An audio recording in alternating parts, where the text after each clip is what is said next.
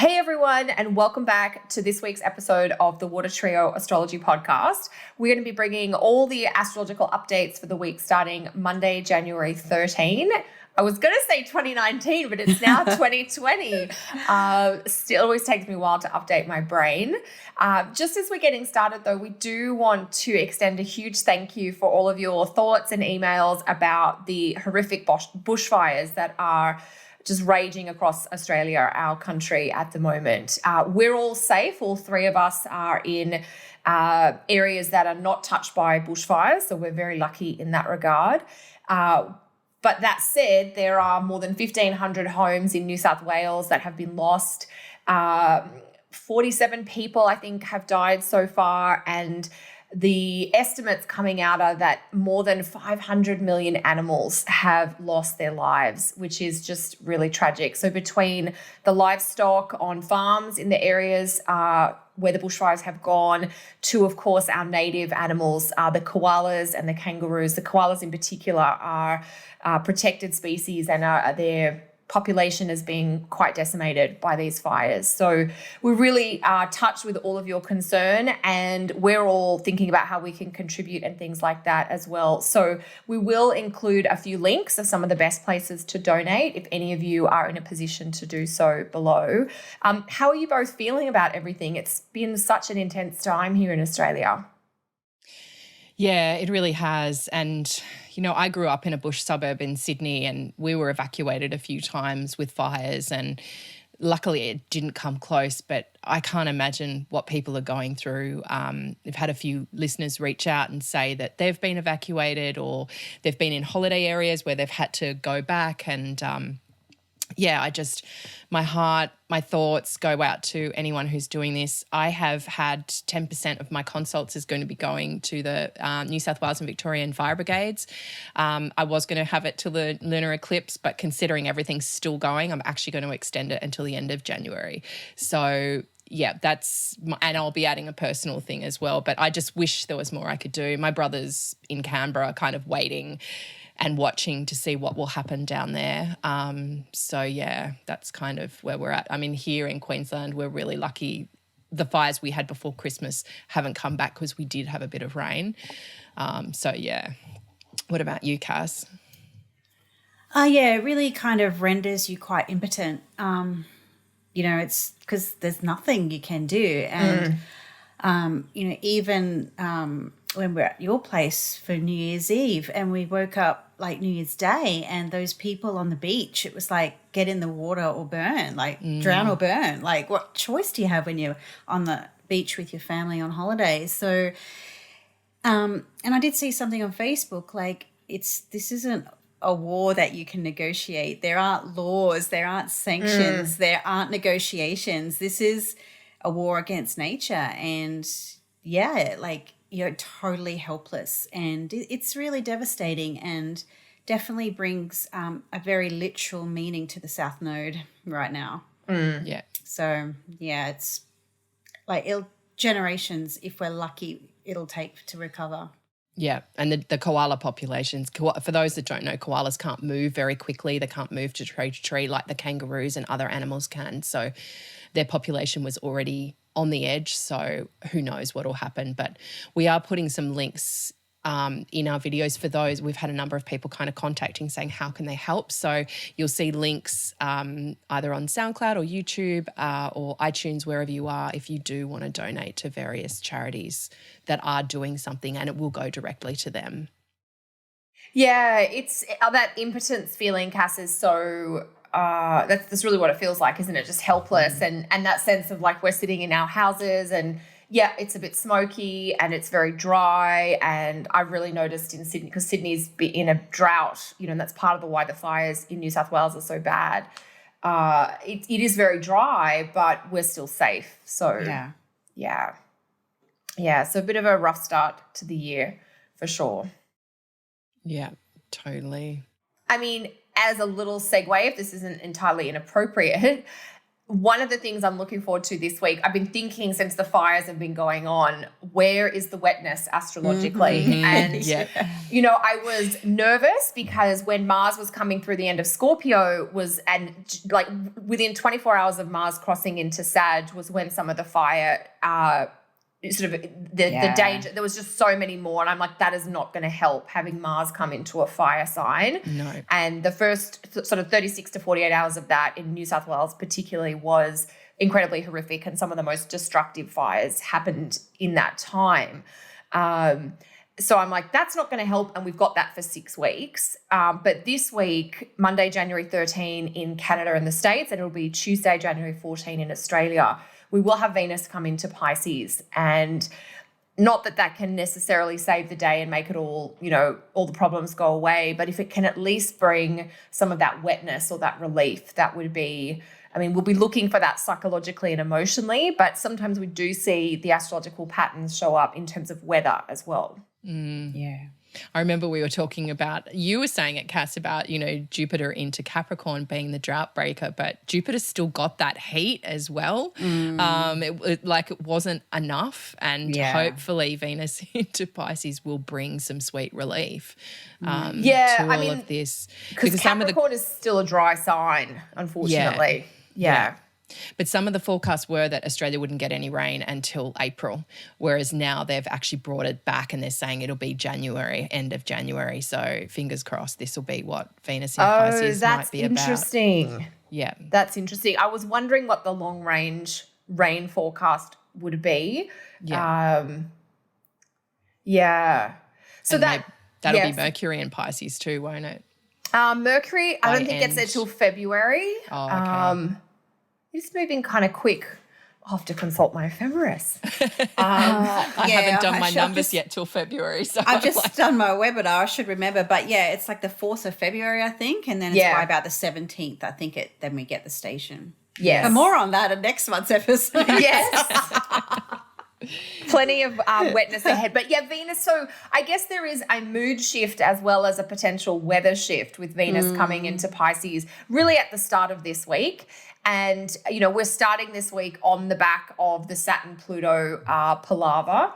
And so that we did cover in a previous episode.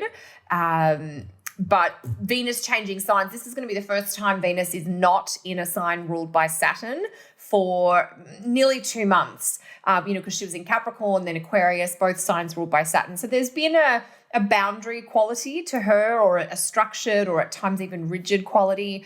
And Venus coming into Pisces is going to bring flexibility and fluidity, but also there's more heart, there's more soul, there's more compassion, more connection coming through. So it's actually one of my, when I did my year ahead webinar, I sort of said, the times when Venus is in one of her own signs can be just a little bit juicier and easier, a little bit more pleasant in general. And we only get 3 of those periods this year, and this is the first of them. So second half of January does have a very different tone from a relational perspective than the first half, to do with this Venus sign shift. What do you guys both think about that? Well, I'm hoping the fact that she's looking to Capricorn for guidance doesn't impact her juiciness right now. But definitely I do hope, we've mentioned the weather component, but also in terms of the international political scene. Hopefully like her coming into Pisces can just cool things down a bit, perhaps help promote some negotiations or compromises, or just a little bit. I guess I've been personally more consumed with the local state of affairs, but also keeping my eye on the global things. And it's just like, oh man, like I think we really just need to lean into the good planetary movements wherever we can. And even though the macro, we don't have we can't influence that, but we can on the micro. And, even if that means being a little bit kinder to that person in the shopping centre car park, or having a little bit more of an engaging conversation with the checkout chick at Woolies or Walmart or wherever, just spreading a little bit more love around can just really help when there's just so much loss going on right now, and so much fear and so much real potential stuff just starting to really ignite. So yeah, that's my hope for the Venus in Pisces. It at least allows us to spread the kindness a lot more liberally. I think it's needed in so many ways and so many places right now. Yeah, totally. Especially, because the Mars in Sag piece, I mean, she'll be squaring that. I mean, it's not exact until for a couple of weeks, but it's almost like, because Mars in Sag is a lot opinionated, and it's very much about kind of my way or the highway, and it's very preachy in many ways, and it's pushing its beliefs onto others. So it's, Venus in Pisces stands in counterpoint to that.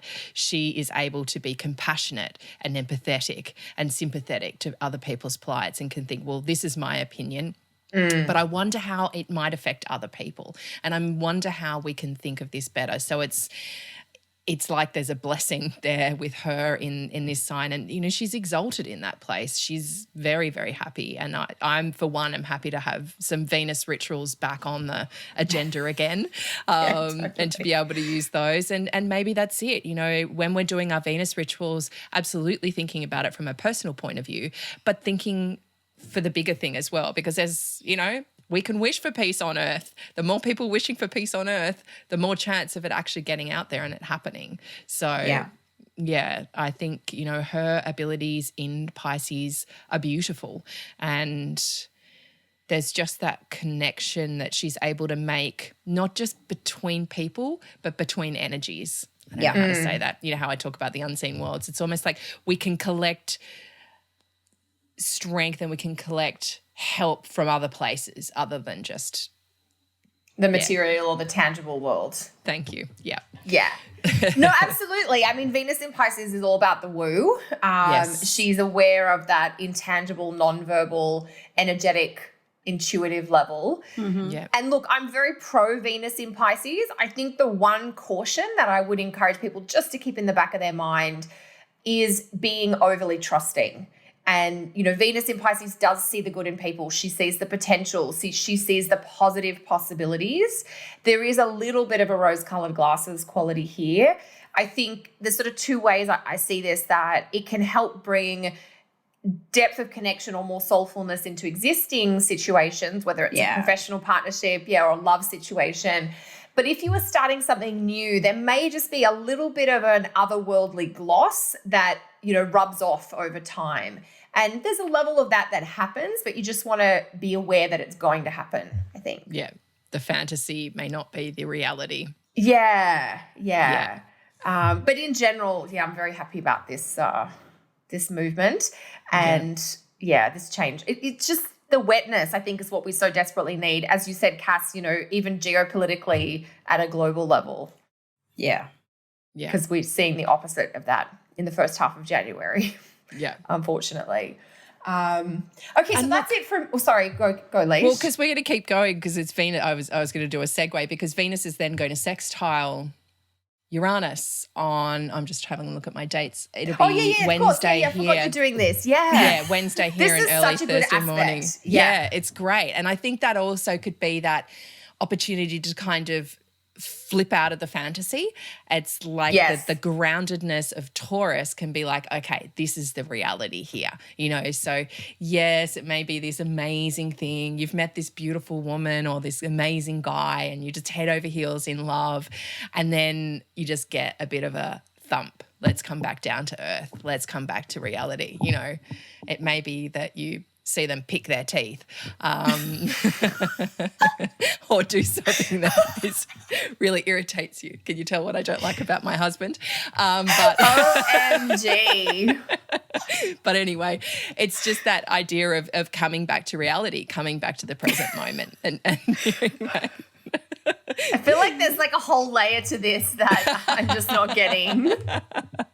No, there's not that much. It's but the anyway. sheer Uranian honesty. Like, I don't like the way you pick your teeth. Yeah, it does. It calls the reality into things. So, and it can, I think, because it's a sextile, this is great shake-ups. It's almost like that chance to go, okay, where do we need to change things? How do we need to shake things up? Where do I need a bit of freedom from you? Because Venus in Pisces can also be a bit like, let's just merge. Let's just go into that codependent state. Whereas this kind of Uranus is like, all right, time to kind of have a bit of time out, a bit of separation. My daughter and her bestie today had a little bit of that moment.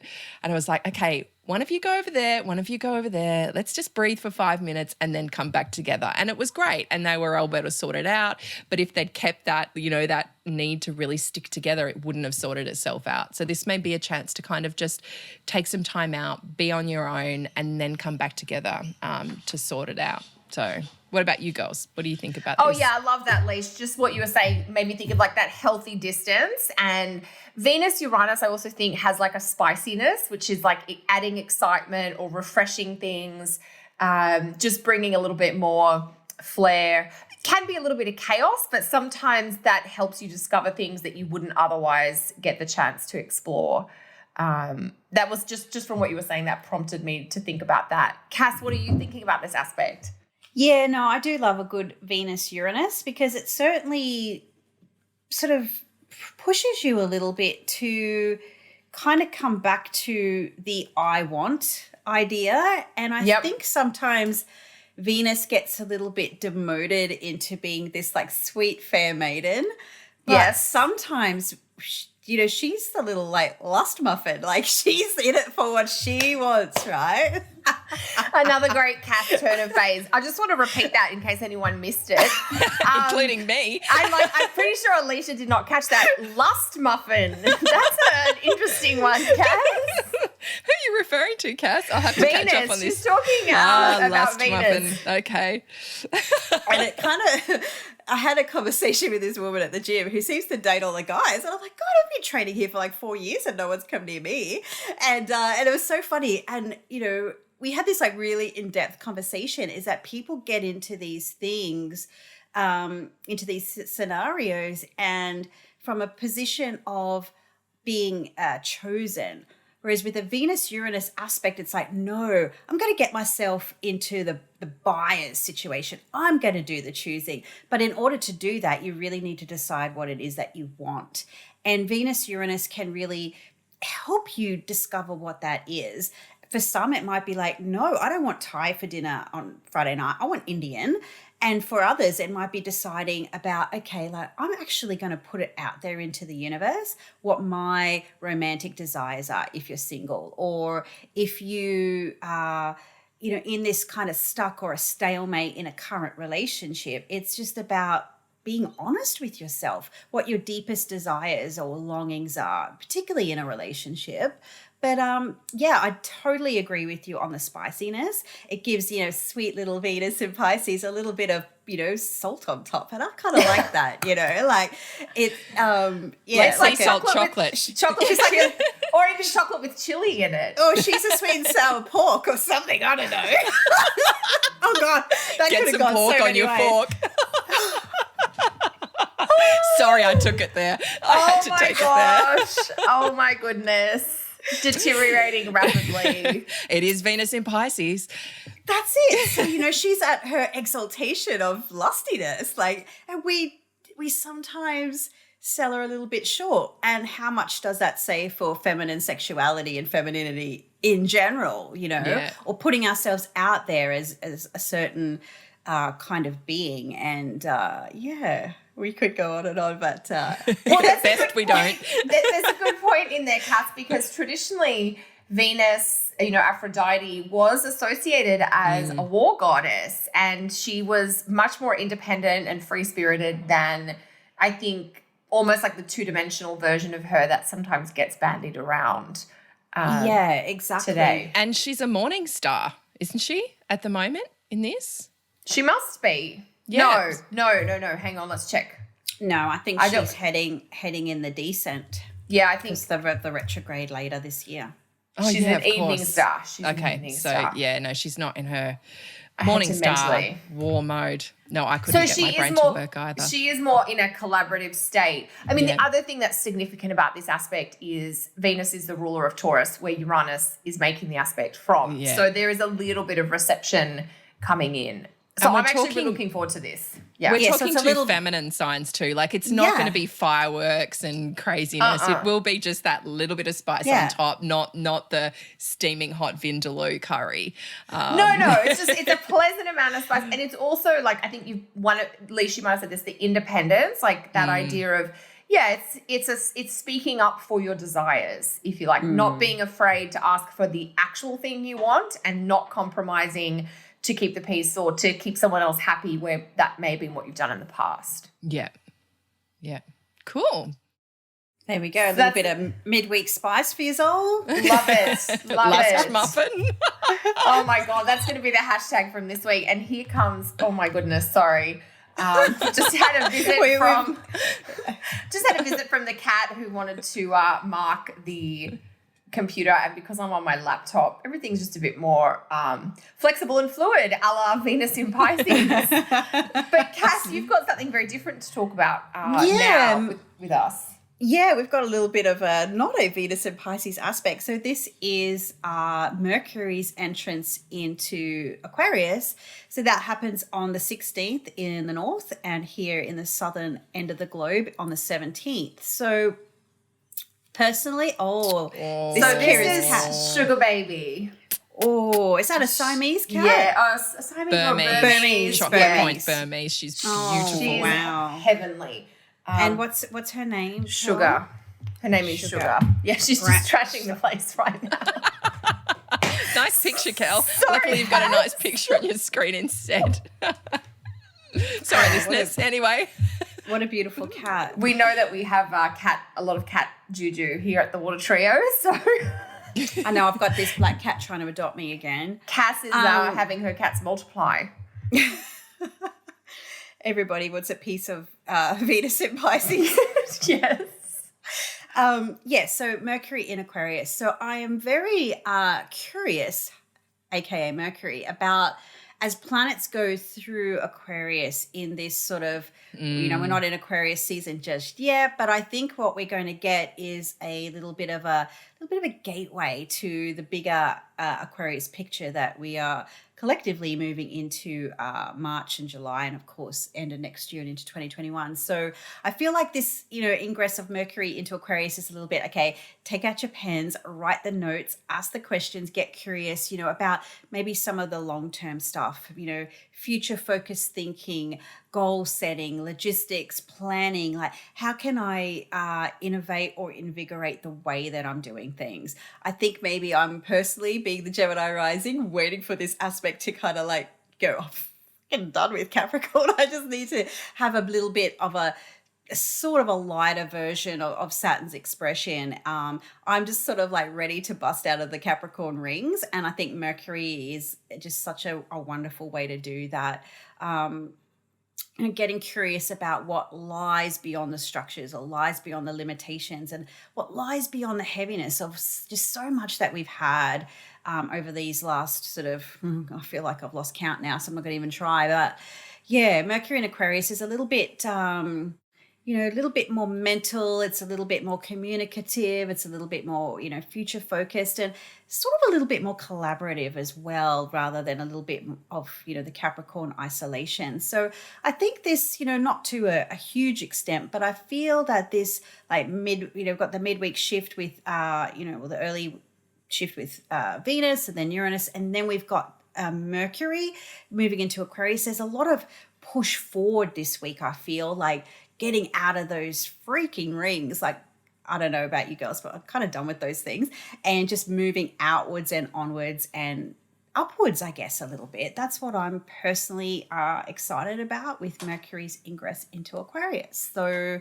lots of insights and ideas I think can be garnered around this, longer Saturn stuff, the Saturn's new expression in I think Aquarius. That's a great point, Cass, that this is sort of the first of a number of planets, actually like all of them over the next 12 months will make that Capricorn to Aquarius shift. I just want to move the cat because I feel like she's just going to keep rubbing on the machine.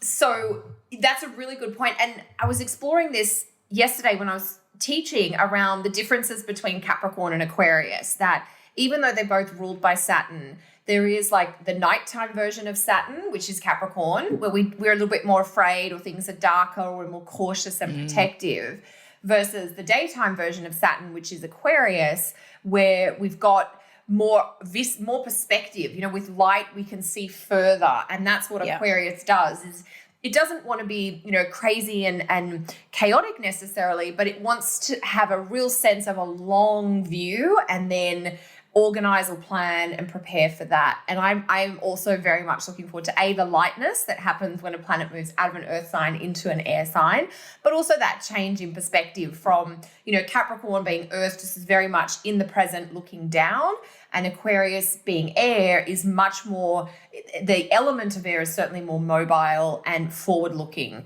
So it's like upwards and outwards and long into the future. So I'm excited about that, and it is going to be fun to watch before the Saturn ingress, which happens a little later in the year. So it's like a very small taste of what's to come. Yeah.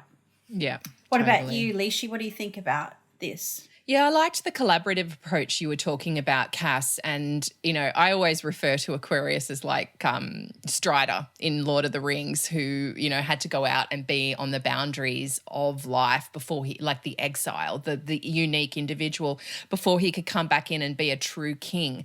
And it was almost like because he was out there on the boundaries, he got to know other races, other people. It wasn't just about the world of men. You know, he got to know the elves, he got to know the halflings, he got the, you know, the hobbits, the wizards. He got to know a whole heap of people, and then he could work out who were true allies and who weren't, and how to bridge things, how to work together with everybody. And I think, and I'm hoping, you know, we were talking about the macro of world politics at the moment.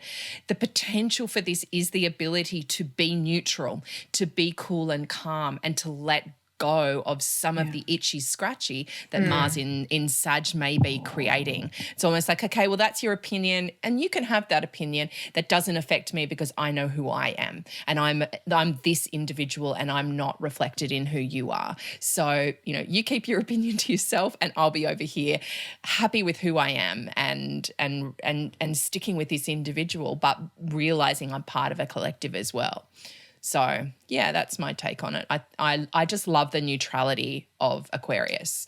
Yeah, that's a great point. You're reminding me of a phrase often used for Aquarius, which is self-containment. I don't love the word detached that often gets thrown around for Aquarius, but there is a real sense of like self-reliance, or I can do for myself. There's a lack of neediness, which I think is often misinterpreted with Aquarius or with planets in Aquarius. It's not to say that it isn't social, because I think it is. It's very interested in the collective and supporting others, but it just does it in a more, I'm making this contribution, but I don't need anything in return, if that makes sense. Yeah, my Aquarian husband, he loves the social, but as soon as there's any drama or anything comes, anything fire, he's out of there. He's like either mentally or physically, he's out of there. And that's, you know, what I always notice about Aquarians. I think that's why Aquarians and Scorpios work really well together. I pulled you out of those murky waters, hey? Yeah. But then we pull them down to, you know, having to be present and feel things from time to time. Yeah. Yeah. Yeah, Aquarius, as you were saying, that's a bit like Teflon, isn't it? Where like things just don't stick, whether it's drama or this crazy emotion. They're able to stay in their lane and keep on whatever their mission is. Totally. So I think from sort of a mental health, anxiety type perspective, I think Mercury in Aquarius has got a little bit of a lift to it relative to Mercury in Capricorn. I wouldn't go so far as to say Mercury in Aquarius is happy in an absolute way, but it is certainly less morose and less melancholy than Mercury in Capricorn has been. Yeah, definitely. A bit nervier, perhaps. Yeah, probably like a lot going buzzy mind, I always think about with Mercury in Aquarius, especially the natives. But, definitely a lot lighter because, like, Mercury it was caught up in that lunar eclipse. You know, it was in there and all part of that. And it's been over Pluto. It's been over Saturn. You know, it's like he's happy. He's out of there. He's walked through the war zone and he's looking at the future now. So, yeah. Yeah, so he's formulating his ideas post-war zone, which is true because he's the first planet really to escape the Capricorn war zone, isn't he? So you can report back. Yep. So I think that's our themes for the week, gals. It is. I think so, yeah. Nice roll there. We've had a few laughs. It's been good. It's been fantastic. And a bit of a break in the astro weather this week. So hopefully that'll translate with a break in the climate weather as well for those areas that need it. What do you each have going on this week? Anything exciting to share with our listeners? Well, like a leashy is, I am doing a portion of sales from my back catalogue of webinars and courses that are currently listed on my website. Cool. They'll be donated to the fire relief staff. So if you are looking to take a little webinar or a 4-week course, there's a few options there that you can learn some astrology and help out this country. That'd be great. And of course, busy. Oh, speaking of cats, my little friend is outside. And just, client consultations and hopefully some website progress. It feels like it's been forever. Yeah, to get the new thing up. Oh, Yeah. over it. Hope it goes well. Another story. And I am not road tripping due to a number of reasons, including the fact that half the coast is on fire, so it's safer to stay here. So I do have a couple of spaces available this week for client consults. I am doing my next new moon group. It'll be on Thursday, the 23rd of January, so hop on for that. That'll be the first lunation in a while that hasn't been an eclipse.